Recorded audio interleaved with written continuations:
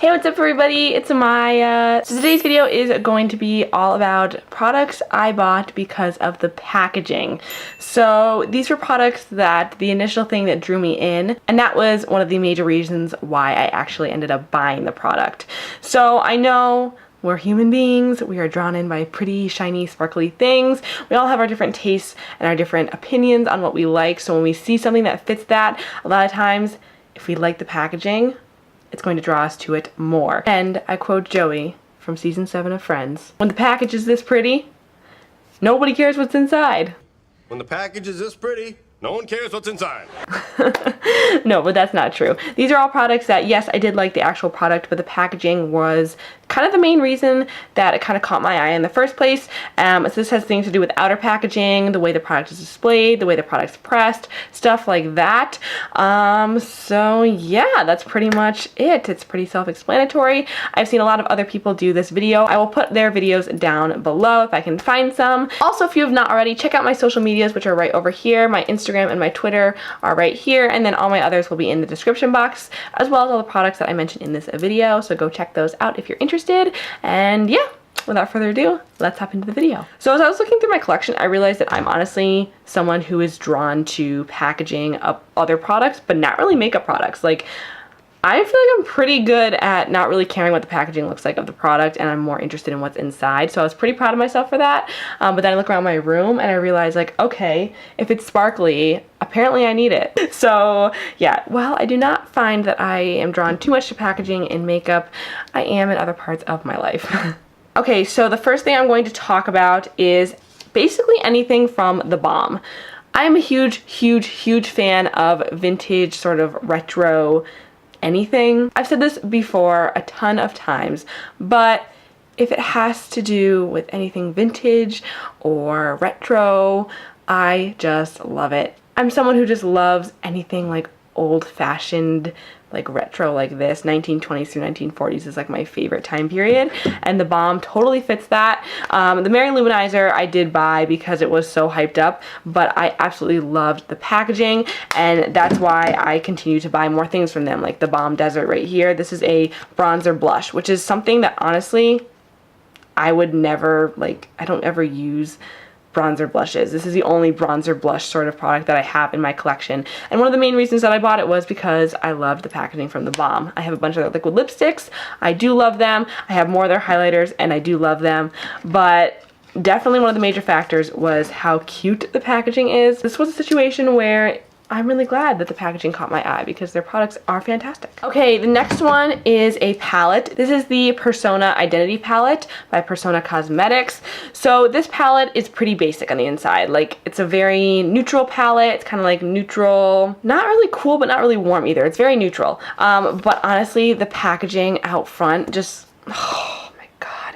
Have you guys ever seen a palette that's so beautiful like this? I don't know any other palette that looks like this. This is the only palette that I've ever seen look like this, and it just makes me so happy to look at it. I honestly hardly ever use this palette. I don't love it. I like it, but I don't love it. But honestly, like, I have been looking at this for so long because the packaging was gorgeous. And yeah, I have like all of these shades, but the packaging, man, it's so beautiful. Palette, it's an okay palette. It's not my favorite. I know a lot of other people like it. I just think it's not my type of formula, and I find the shadows to be very dark, and it's kind of hard for me to get lots of different looks of this palette. I feel like it's pretty much the same look every time, but it's not a bad palette either, so I do like it, but the packaging honestly was what drew me in. Okay, I'm just gonna keep rolling with palettes. The Dream Street palette by KathleenLights. I did really want this palette because it was Kathleen, and I love her, and I love Colourpop, so there was other factors that went into this. But honestly, like, looking at the color scheme, it's cool, but it's not really something that I would typically gravitate towards. I do like the more neutral colors, but as far as the blues go and stuff like that, this isn't necessarily a palette that I am like completely drawn to, but the packaging is me. It is this rose gold marble, sort of gorgeous. Oh my God, it's just so beautiful. When I originally saw this, I was like, are you kidding me? That is stunning. The same thing with the lip products that are in this collection as well. They have this beautiful like gold star packaging. It's just so pretty. I honestly, yes, wanted to buy this palette for more reasons than just the packaging, but the packaging really just stole my heart and it made me really want to get this. Then this is one that was truly just for the packaging. It's the Altair Z Palette. It's not a Z palette, but a magnetic palette. This is actually a palette that I bought specifically because it was marble and because it was pink. I had another palette that I was going to possibly get that was cheaper, like $3 or $4 cheaper, but I ended up getting this one because it looked like this and I wanted to have this marble palette. I just am like, oh, it's so beautiful. Even though I could have gone with a palette that was way cheaper, I wanted this one because it was marble. And it's a good palette. I mean, the magnet's good. I like that it has a mirror. It holds a lot of eyeshadows. Good palette, but I just wanted it because it was marble. This is a Becca face palette, and this is the Blush with Light Blush Trio palette. This was a limited edition palette for holiday 2016? 2016, I think. And this is what it looks like on the inside. It comes with 3 blushes in Wisteria, Songbird, and Snapdragon. The colors are very pretty, but they're honestly not colors that I gravitate towards. This one's a little bit too cool toned, this one's a little bit too brown, and this one's a little bit too bright, but I just saw this packaging and for some reason was instantly like, I need that. Like I saw it on the Ulta website when it was first released and I just like hit it and put it on my wish list. I was like, I need that. I think the packaging stunning, which is so weird because it's like kind of basic, but I just thought it was so gorgeous. And I do like Becca blushes. They're a little too pigmented for my taste, but I can make them work. And I do use this palette, but I don't use it that much. And this was probably one of the only products besides this Altair palette in my collection that I bought specifically only for the packaging. So this next product is one that's not necessarily because of the outer packaging, but more the way the product looks. This is the Anastasia Amrezy highlighter. So I wanted this highlighter because when I saw pictures of this and I saw this like wavy, like sand dune sort of pressing of the highlighter, I was like, oh my God, give that to me. Give it to me. Like it was this shiny, glossy, golden beach. Oh, I don't know. I mean, the outer packaging is pretty. It's okay, but it was truly how they pressed this product that made me want it so badly. I did also buy it because I like Amrezy's makeup style, and I love Anastasia Beverly Hills, and I really thought the color was going to work well for me, and the product sounded really promising. It's one of my favorite highlighters, but to be honest, when I first saw reveals of this product, I was like, I'm sold. Just by the way they pressed this product, I am sold. Okay, so this is another one that has to do with how the product is displayed. This is the Wet n Wild Mega Cushion Foundation.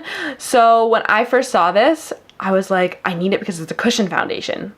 Like, I honestly didn't really care what the foundation was. I mean, when I bought this, I didn't even have any information on the foundation. I just knew that it was a cushion foundation. So typically cushion foundations are dewy, they're pretty light coverage, which is something that I like. So I did go into it knowing that, but I didn't know if it was gonna be that type of product. Like, I just assumed it was, but I wanted it because it was a cushion. The only other cushion foundation I've tried out is the L'Oreal Magic Lumi cushion. Was that what it's called? Magic Lumi? True Match Lumi? True Match Lumi cushion, that's what it is. And I did not like that one. So I was like, I really want to try another cushion foundation. I just love the convenience of them. And this one is so good. I love this. It's just such a good foundation. It's very dewy. It is very lightweight, but I do feel like it has a good amount of coverage. I'd say it's like a light to medium. It's not super sheer, which I do like, but the cushion was really what made me want this. Okay, we just have 3 more products here. The first one are the Colourpop Lippie Stix. I mean, when I first saw Jaclyn Hill talk about these a long time ago, I think it was 2015, I was hooked on how they looked. I don't know why, because I don't like lip crayons or like skinny lip products like this, but for some reason, the fact that these were in like this stick form with this white packaging and the holographic like writing on the outside made me like, I need it. And these are good. I have so many of these though, and I hardly ever wear them. The thing that drew me to these was the fact that they were these skinny little white things, and I used to see everyone put them in their clear little glass jars, and I wanted a clear glass jar full of Colourpop Lippie Stix too. I don't know, it was like a thing for a while. Everyone had like their little glass jars with their little Lippie Stix in them, and I have that. It's tucked away in a drawer. I don't ever look at it, but it made me happy at the time. And while these are good, they are not my favorite. I don't know. a little crazy. Okay, another lipstick. This is the Too Faced La Creme lipstick. I mean, you guys, look at this gold. It is gorgeous. Oh my gosh. And it feels so heavy, like it feels luxurious. It's so pretty. This is the shade. It's in the shade Topless. These kind of smell gross. I don't like them. They smell like a weird, like stale lemon scent. I don't know if that's how they're supposed to smell. I did get mine at TJ Maxx. It was unopened, so it shouldn't have gone bad or anything like that, but who knows. I honestly I loved this packaging. I loved seeing them all lined up like at Ulta, and I would like look at them and be like, ooh. I hadn't actually heard that many things about these, and Jackie Aina I think was pretty much the only person that talked about them, and I really don't like this. It's very sheer. It kind of sinks into the lines of my lips. It accentuates dryness. It's too glossy but also chunky at the same time. Again, I'm thinking I might have gotten a bad one because when I see other people apply these, that's not what it looks like. So who knows? But again, the packaging is just so stunning and I love it. And the last product is a concealer, and it is the LA Girl Pro Conceal. So these were so popular for a long time, especially on Instagram. Everyone would do like the tutorials where they have these and they'd be like sculpting out their nose, sculpting out their cheekbones, putting them under their under eyes, and I just wanted them because of their brush tip. I just thought this would be so convenient and so awesome just to like swipe it under my eyes. I just wanted to be one of those girls, like swiping my LA Girl Pro Conceal under my eyes. I honestly didn't really care about the formula. I didn't really research the formula much. I just heard people say, oh, they're good. And I was like, cool, I want you because you have a brush tip. I don't know. Very, very, very strange. This is a concealer that I hardly ever use.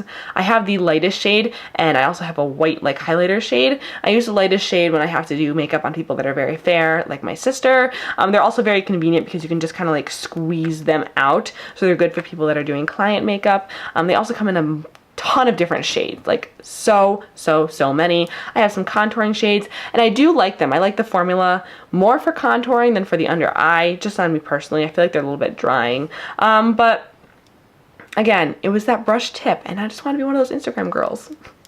What can I say? So that is it for this video, you guys. I hope you guys like it. Please give it a big thumbs up and subscribe if you haven't already. Let me know what you thought in the comments below. What products did you guys buy because of the packaging? Did you agree with any of these things? Were any of these things products that you bought just for the packaging? Let me know in the comments below, and I will see you guys in my next video. Mwah. Bye.